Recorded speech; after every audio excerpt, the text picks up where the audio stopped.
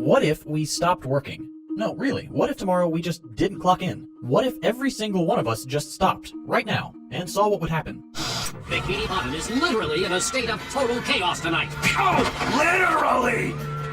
The real answer is things would go downhill real fast.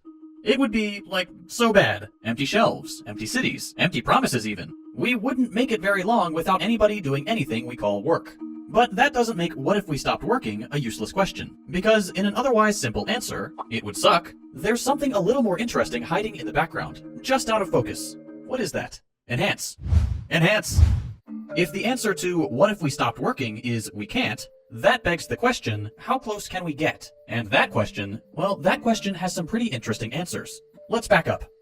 If you go to parties, you've probably been asked the question, what do you do? If you answer, I make YouTube videos, no you don't. Who would ever give you the chance to give that answer? See, the joke here is that YouTubers have no friends. Like, no one at all. Like, bottom of the barrel, trapped in a pit of loneliness.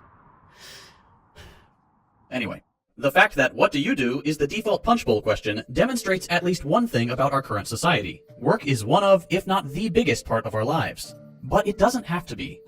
Already, multiple countries are trying out things like a 4-day work week. How does this work? In countries like New Zealand, Spain, and Iceland, they ran experiments with shortening the work week to just 4 days, and then they wrote down the results, and now we're looking at them.